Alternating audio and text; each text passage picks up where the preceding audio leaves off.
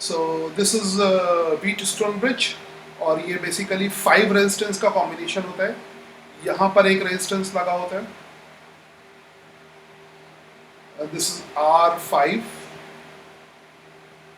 ठीक है, तो मैंने क्या बताया था कि बैलेंस्ड की कंडीशन में, अगर ये बैलेंस्ड है, बैलेंस्ड की कंडीशन में,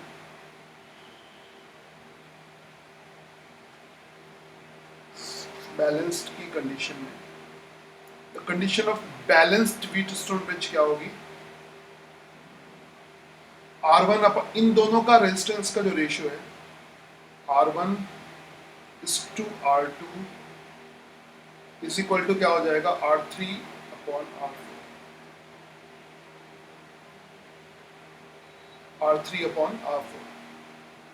ठीक है, या इसको ऐसे भी लिख सकते हैं क्रॉस मल्टीप्लाई करके, R1 R4 is equal to R2 R3। ठीक है, इस कंडीशन में हम फिफ्थ रेजिस्टेंस कंसीडर नहीं करेंगे।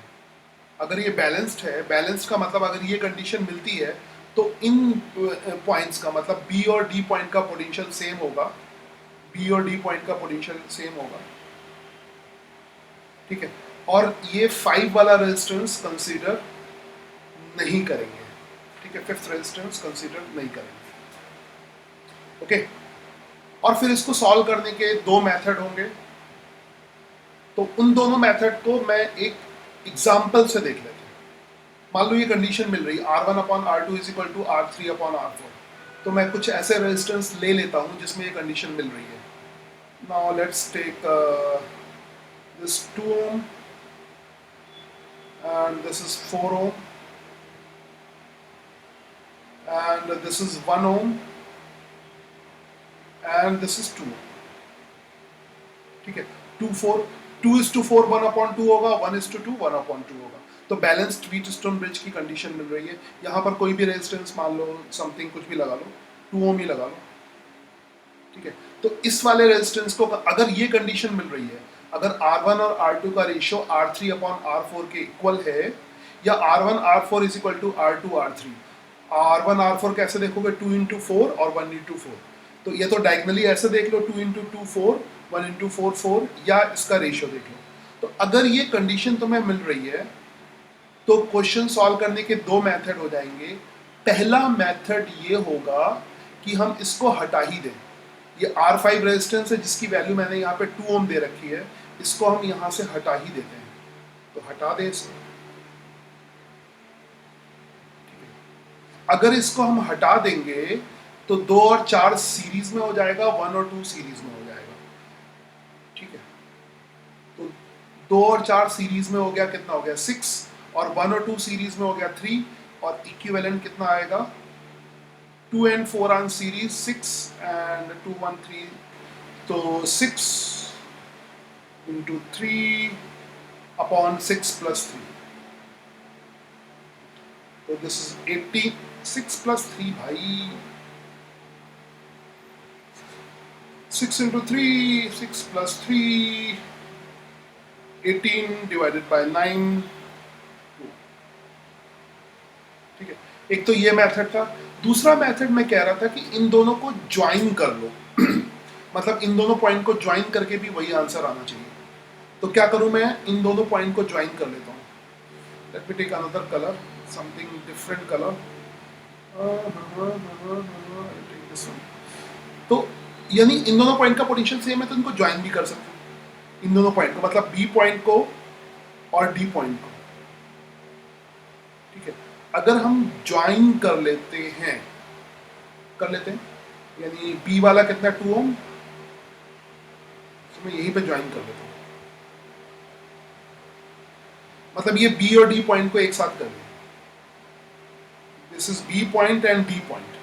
क्योंकि बी डी पॉइंट को ज्वाइन कर लिया, एक ही पॉइंट है, इसमें करंट फ्लो नहीं करेगी, तो बी और डी पॉइंट को ज्वाइन कर लिया, दोनों पॉइंट के पोटेंशियल सेम है।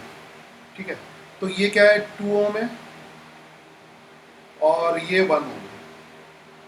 ठीक है, ये 2 यहाँ पे ऐसे बना लिया समझने के लिए, और ये वाला 4 ओम है ना, और ये वाला कितना है 2 ओम।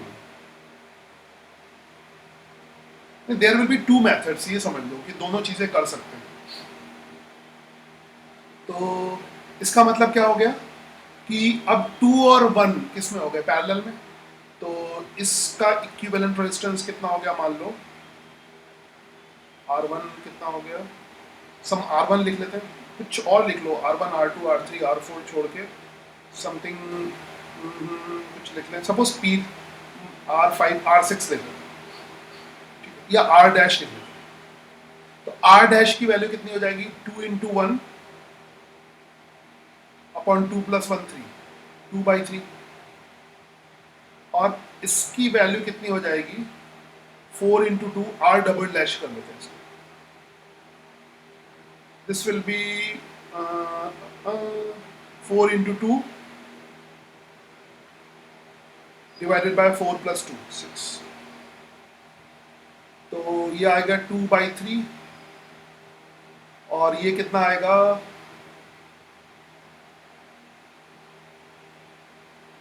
2 3 जा 6, 4/3। और अब ये सीरीज में हो गए, R डैश मतलब इसका जो इक्विवेलेंट आएगा, R डैश मतलब इसको मिटा के अगर 2/3 लिख लें, आई थिंक मैंने कैलकुलेशन सही की है, 2 इंटू, हाँ, इसको अगर मिटाएं तो 2/3 हो जाएगा, दिस इज 2/3,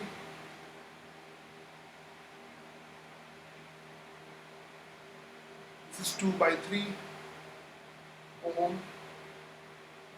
ठीक है।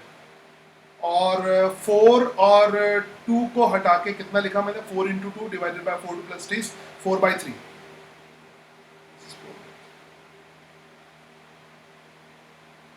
एंड ये दोनों सीरीज में हो गए।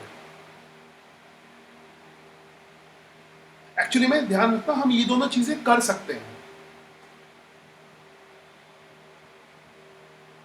This will be something like 4/3, ठीक है, हमने उन सबको हटा दिया, तो 2/3 plus 4/3। Now the equivalent resistance will be,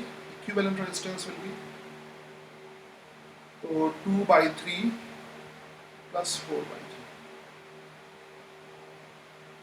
and this will be 6/3 and 2। So दोनों तरीके से सेम वैल्यू आती है।